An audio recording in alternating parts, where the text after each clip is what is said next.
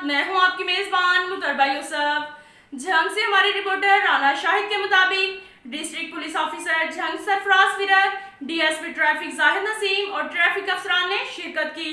Traffic कवानीन की पाबंदी, आवाम को कोरोना से बचाव और हिफाजत की आगाही के बारे में प्रोग्राम तश्कील दिया गया और आवाम के साथ नारवा सलूक पर पुलिस ने ट्रैफिक के जवानों को हदायत भी की।